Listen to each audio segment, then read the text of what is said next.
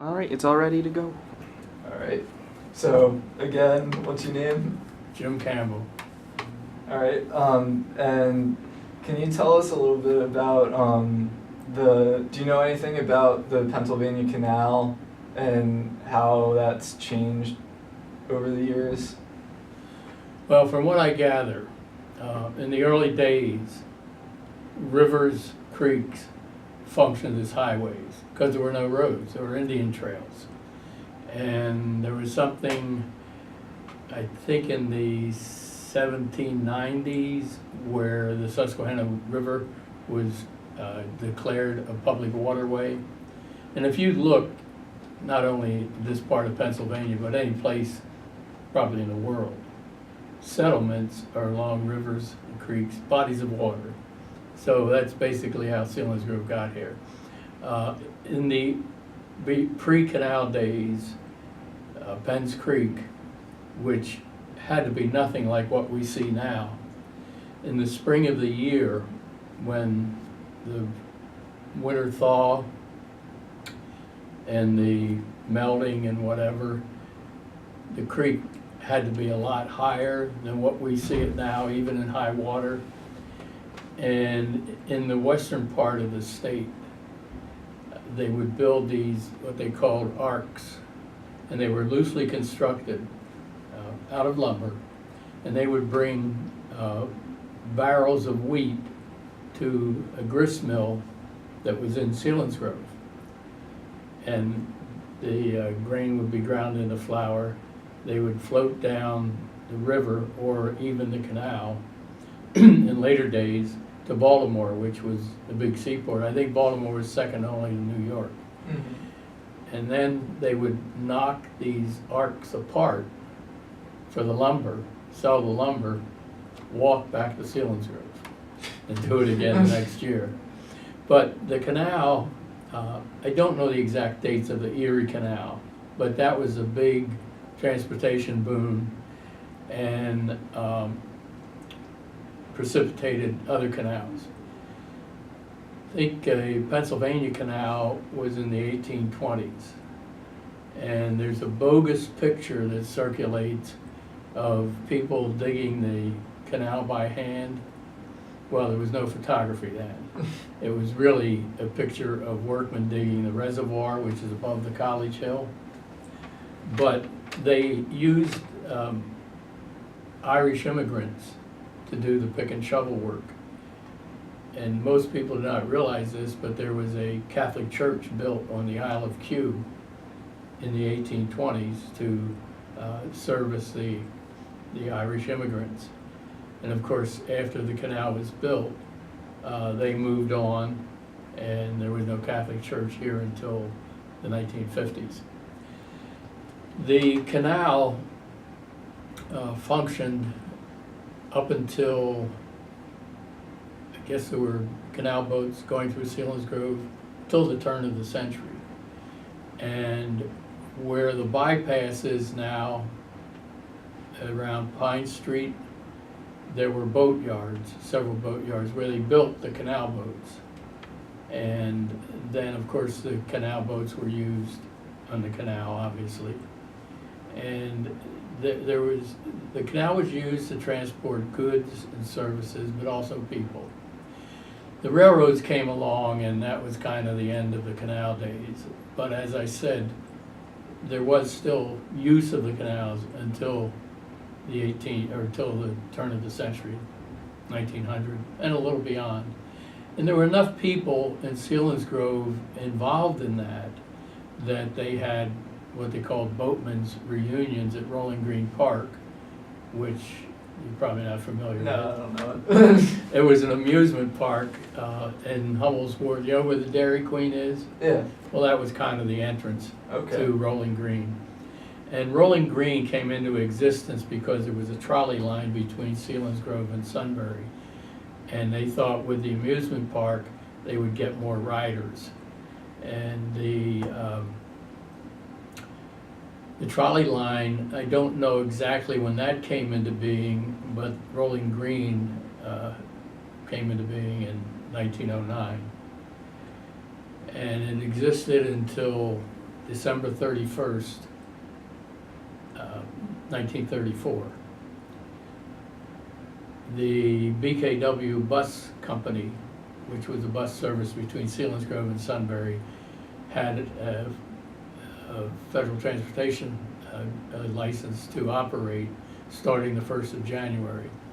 So people in Selinsgrove on New Year's Eve rode the trolley car to Sunbury for the midnight movie show and came home on the BKW bus early the next morning. The trolley line, well, let me reverse that. Routes 11 and 15, that followed what was the rail bed for the trolley line. And what is known as the old trail was really what was a precursor to 11 and 15. I don't think it was designated those route numbers at that time, but that was the main route. And there, of course, I'm not sure when the Mennonites and Amish came to this area, but I remember moving here in 1947 and seeing the horses and buggies, and they're still here. Yep. So the transportation, and of course, there were automobiles, there were several agencies, makes of cars that don't even exist anymore, and that also means of transportation. There were a couple of aviation guys that flew, some in World War I, some between the wars, and I think it was 1946 that the airport above town came into existence. So that was another means of transportation. Something that's really interesting to you guys as Susquehanna students, I had heard that the Washington Redskins were looking at Susquehanna as their training campsite. They're at Dickinson now, right? Yeah. Well, this was, they had been at Occidental College in Los Angeles. They were coming east, and they looked at Susquehanna. And I'd heard those rumors at that time, which was in the early 60s. And later I worked in the NFL, and I asked a couple of people, and they said, yeah, we did look at it.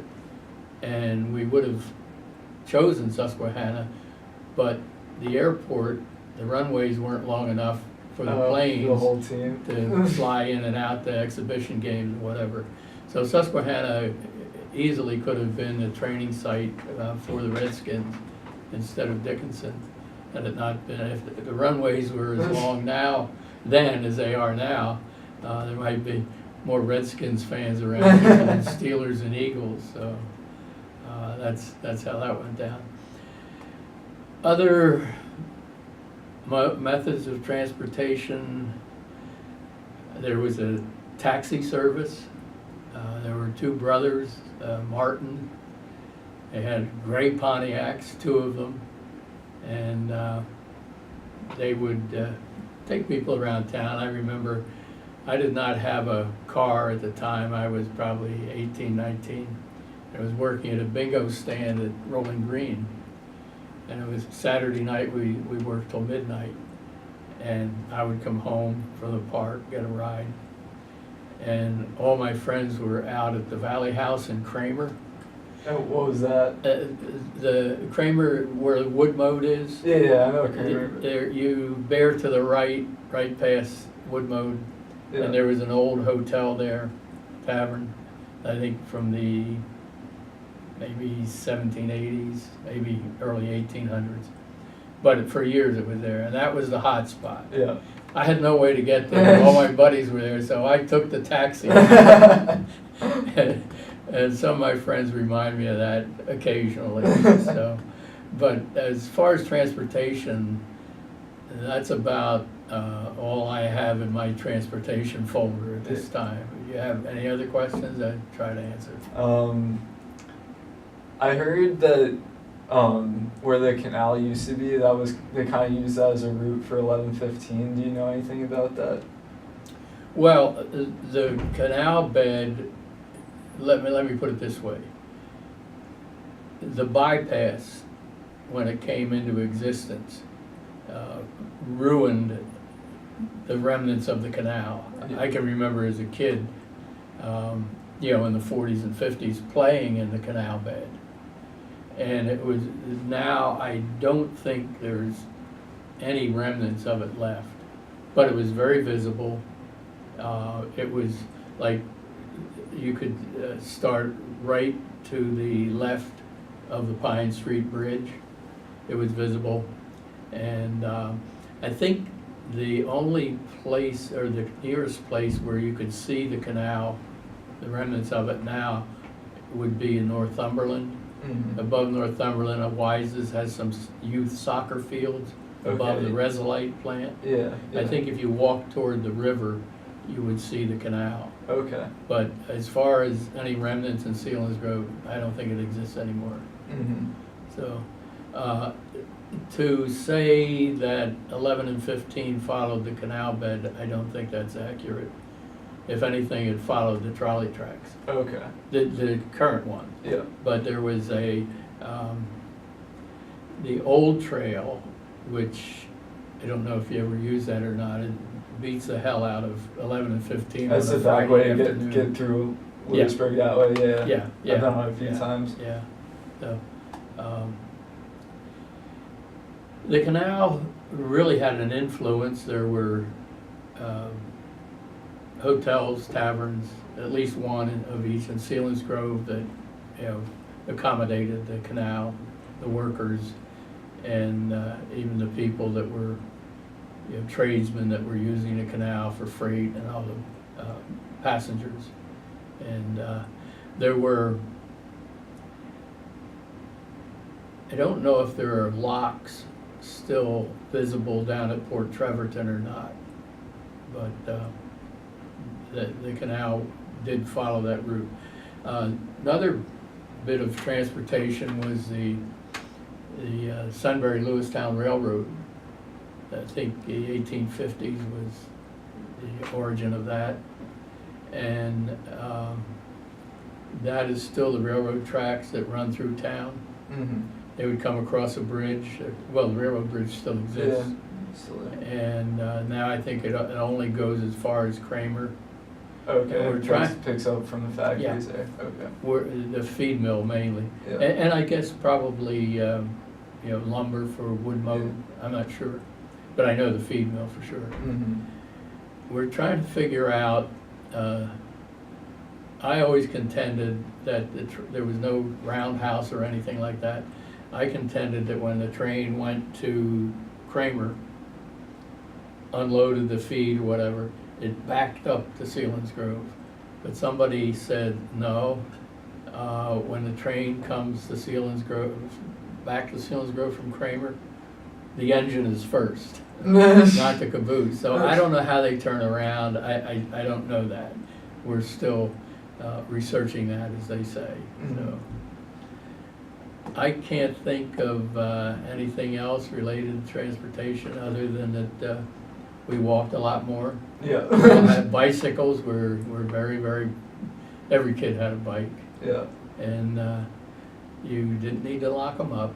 Not the case anymore. Yeah, it was. Of course, the bikes weren't as expensive Yeah. then as they are now. But it was, Selinsgrove was a very idyllic existence. Great place to grow up, great place to come back to. Mm-hmm. Somewhere along the line, you need to get out of town. Yeah. If 4 years of college or a job that takes you out of town or something, but there are worse places to live than Selinsgrove. That's for sure. All right. Well, thank you. That was really helpful. You're welcome. Thank you. Can I interject one thing? Just don't film me, but we had a